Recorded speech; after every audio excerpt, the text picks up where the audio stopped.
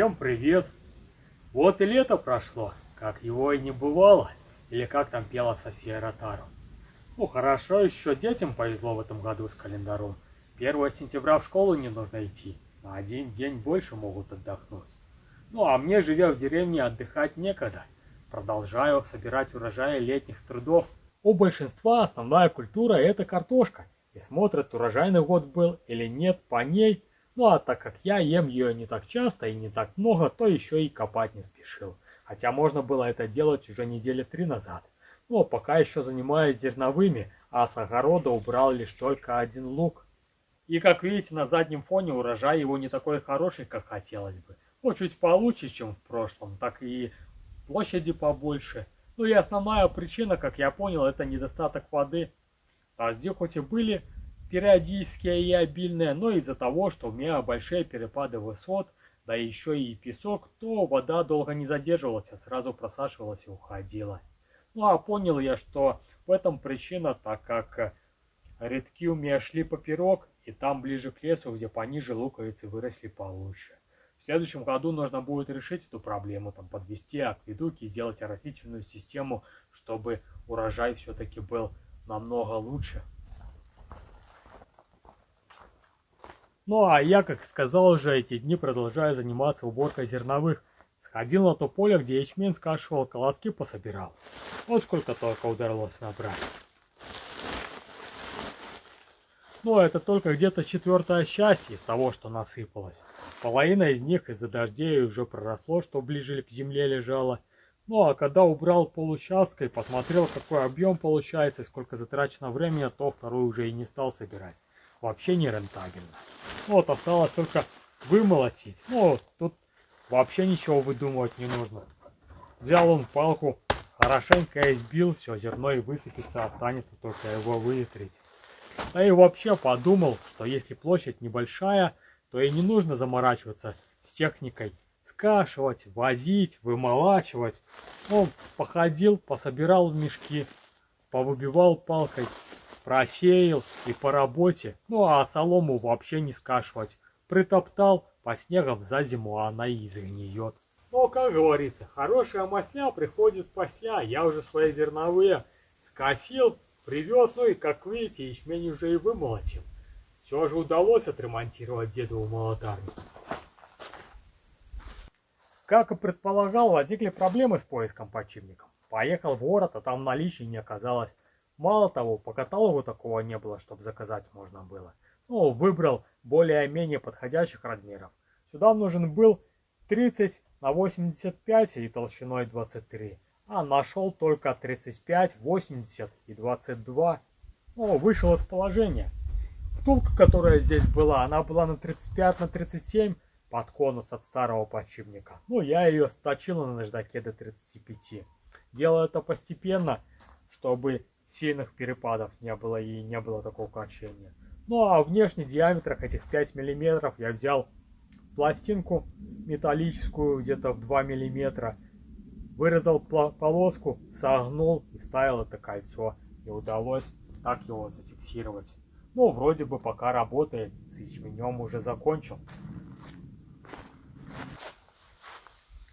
Осталось отделить зерно от трухи, освободиться молотарней, и можно будет браться за овес. Ну, у деда выход получался намного чище, так как у него еще был приделан большой вентилятор, который выдувал в основном весь этот мусор. Ну и там оставалось чуть-чуть только дочистить. Но его уже не осталось. Скорее всего сперли и сдали на металлолом, так что придется повозиться. Делать какую-нибудь велку или сепаратор я уже поленился. Объемы-то небольшие, да и так уже много времени потрачено на это зерно. Нужно другими работами заниматься. Так обхожусь подручными средствами. Придумал такую штуку. Взял кошек, насыпаю в него, вытрясаю. Получается, крупная солома остается, ну а мелочь выдувает ветром.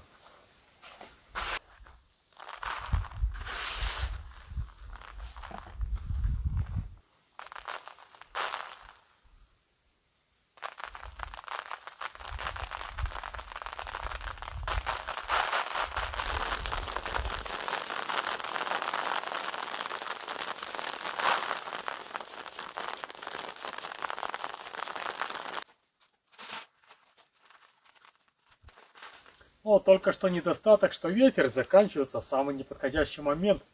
Так он есть, мешает он и в камеру дует, и звук перебивает. А как только начинаешь веять, так и затихает еще.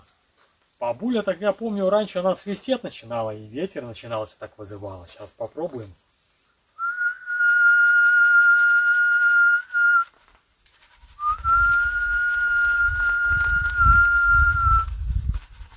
О, работает!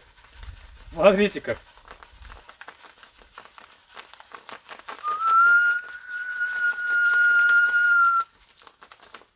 Но с другой стороны, как говорится, если свистеть, то денег не будет. Так я таким методом и не пользуюсь. И так их не так уже и много. А зерно, как говорится, курочка по зернышку клюет. Надо как можно больше и чище его высвободить и собрать. Так я из столярки вытащил штуку, которая ветер создает. С помощью ее дую, ну, чтобы не свистеть и не прибегать к этим танцам с бубнами.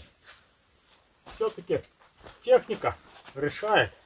Ну, только что поменял полярность, чтобы он не втягивал, а выдувал.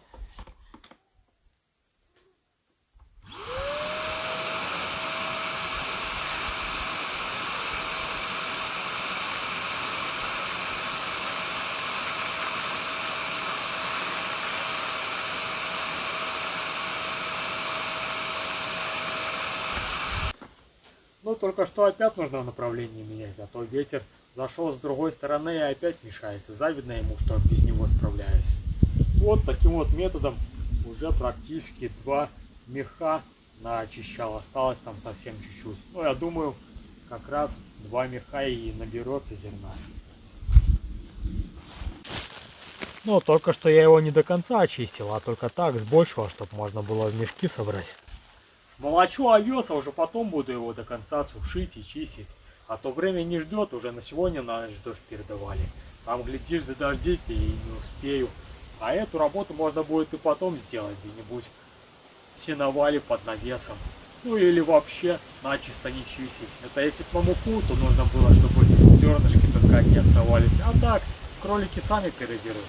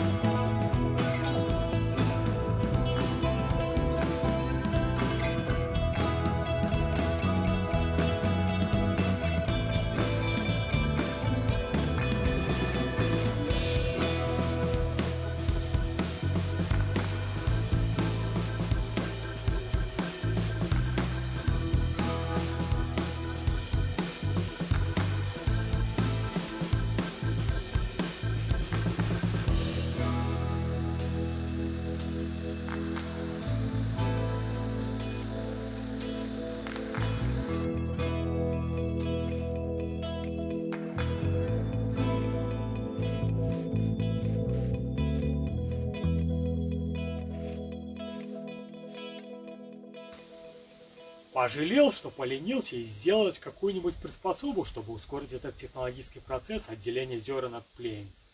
У овса получилось трухи намного больше и пришлось довольно так потрудиться. Ну, смолотить-то я смолотил довольно быстро. Делал это где-то по 30-40 минут, с перерывами давал технике остыть, чтобы не было такого косяка, как в прошлый раз с возгоранием подшипника. Ну и в общей сложности где-то ушло 4 часа, ну, практически. А вот для того, чтобы это перевеять, намного больше. Ручной труд простой и доступный, но довольно муторный. И чтобы очистить это зерно, пришлось повозиться. Я хоть и не стал ожидать попутного ветра, а использовал искусственный, но все равно достаточно времени много ушло на это, чтобы очистить, так как воздушный поток довольно узкий и за единицу времени очень маленький объем зерна очищал. Если бы я не поленился, а сделал что-нибудь с более широким потоком, то можно было бы работу в разы быстрее сделать. А так на все про все ушло около 10 часов. Да и еще дополнительные накладные расходы, это около 10 киловатт электричества. Ну, в денежном эквиваленте не так и много, чуть меньше доллара, но от времени жалко, можно было его намного дороже продать. Да, к тому же еще и не домолотил все, он остался небольшой охапок. Снова комбайн вышел из строя в самый неподходящий момент. Ну, на этот раз только уже не подшипник. Сломала барабан, переломала планку. Он какой толщины. Я так предполагаю, что скорее всего и камень попал, потому что я когда очищал зерно, нашел два небольших толщиной с палец. Ну а так как у меня расстояние до нижнего поддона небольшое, где-то в сантиметр, даже меньше, то этого и хватило, чтобы вырвать планку с болта, ну а там уже где-то во что-то уперся и переломало. Придется заниматься снова ремонтными работами. Ради одного охапка овса можно было бы теперь и не рыпаться, отложить эту работу на зиму. А вот же предстоит еще гречуху молотить. Ну, это чуть попозже. А сейчас, думаю, скину эту планку и попробую так запустить. Хотя, скорее всего, ничего не получится. Сильная разбалансировка будет. После колхозной замены подшипника молотарня и так стала прыгать немного. А без этой планки, скорее всего, и вообще будет выше меня скакать.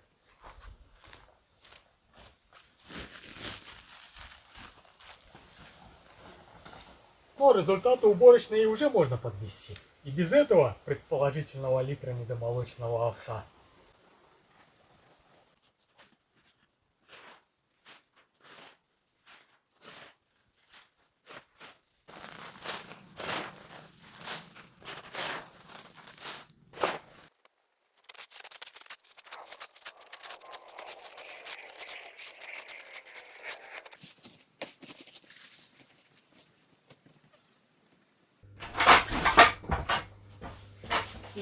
Закрывать быстрее. Закрывать быстрее, пока пчелы не налетели. Вот такой вот результат уборочной кампании. 2 мешка ячменя и 3 мешка овса. Это моим кроликам месяца на 3 можно будет не покупать. Ну, процентов на 10 еще уменьшится, когда до конца очищу. Немного, но зато свое, без каких-либо нитратов и глифосатов. Можно сказать, экологически чистое. Я ничего не добавлял, да и поле лет 10 стояло, не обрабатывалось. До этого не знаю. Ну, только что если немного нанесло с колхозного поля, когда его опрыскивали. Ну, а выгодно это или нет, считайте сами, затраты сейчас расскажу.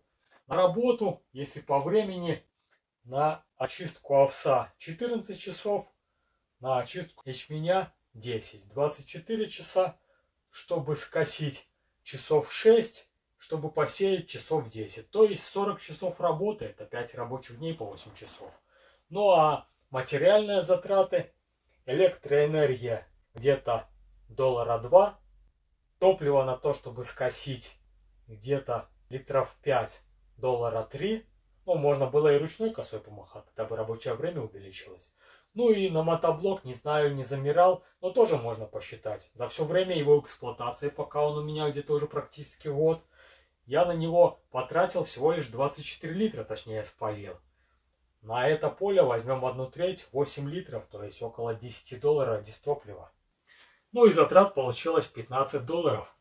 А выгода: ячмень у нас по 20 рублей, а овес по 18, это где-то $30, то есть плюс $15 за 40 рабочих часов Довольно такая низкая заработная плата получилась. Ну, есть к чему расти. Получается, рабочее время можно сократить, сделав какое-нибудь устройство. Да и урожайность повысить. Она такая маленькая получилась. Участок там 12-15 соток, и получилось где-то 10 центнеров с гектара. А минимальная 40. В 4 раза как можно как минимум повысить. Что, пришла помогать считать?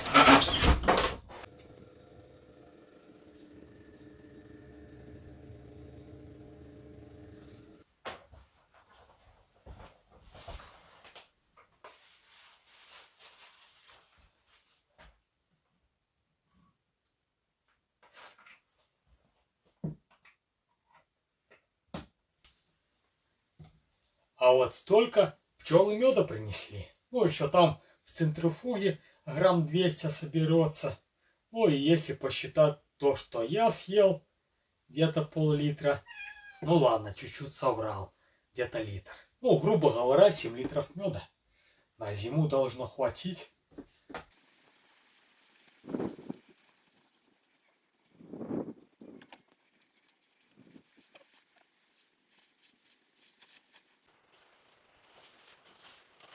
Решил все же тут оставшийся хапок овса и не молотить. Ну как решил? Попробовал завести комбайн, но как предполагал, начал приготовить так, что сразу и заглушил. Еще бы, наверное, несколько секунд поработал, вообще бы барабан выплюнул из него. Ну а ремонтировать тоже особо так не хочется, другой работы хватает.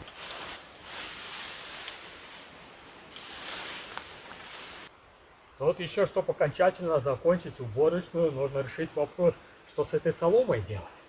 Тут практически 1,5 воза ее будет. Надо спорядковать, чтобы не валялась посреди двора на проезде. По идее, можно было бы попробовать продать ее. Даже был потенциальный клиент. Но я что-то стормозил. Когда возил сено в деревню неподалеку, соседка подходила. Интересовалась, думала, что может солому привез, и как раз нужна была. Ну, на тот момент у меня и не было, да и не знал, будет ли. Потому что вопросы были с этим комбайном, еще ж не начинал молотить. Ну, а сейчас... Если бы не стормозил и взял номер телефона, можно было позвонить и спросить.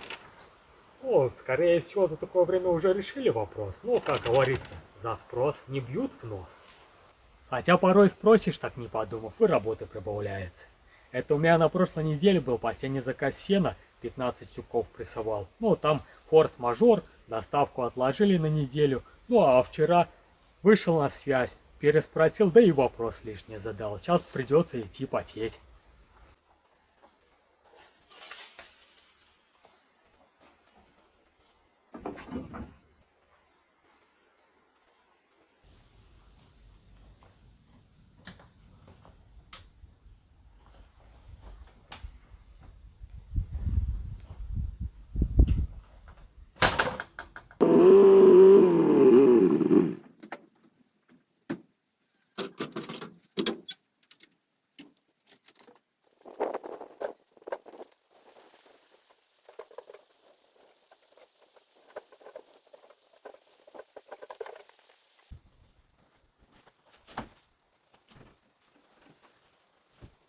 Ну, не знаю, этих последних 6 тюков, может быть, уже и лишние были.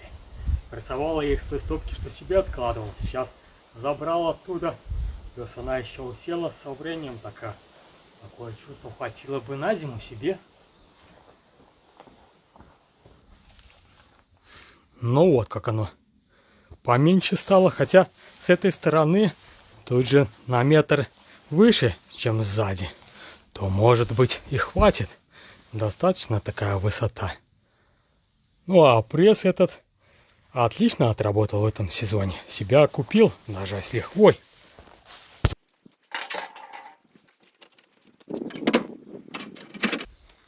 Ну а если уже подводить итоги, то сено в этом сезоне продал 149 тюков. Еще бы один и было бы 150. Ну а выручка за них получилась около 60 рублей. Это где-то около 180 долларов. Так что купил себе этот пресс и коса, которую покупал за 400 рублей. А и еще и осталось с вычетом всех вот этих расходов. Это я брал по 4 рубля за тюк с расчетом трудозатрат 3 доллара в час. И сейчас подумал, что скорее всего солому было бы и невыгодно прессовать. по такой цене ее не продашь, ну там тюк можно было за пол-рубля, а это уже трудозатраты сократились бы до $1 в час. Не так уже и много. Хотя, с другой стороны, это бы, если продал бы, сократило бы себестоимость заготовки зерна. Все-таки дополнительный плюс. Хотя по сену еще рано подбивать итоги. Это ж нужно 21 тюк еще завести. Поеду сейчас по тому же пути через лес, а там уже со стопроцентной вероятностью запахали все поля. Ну, буду надеяться, что уже кто-то колею пробил. И проберусь. Ну, вроде бы дождей не было, сухо. Должно быть нормальная дорога.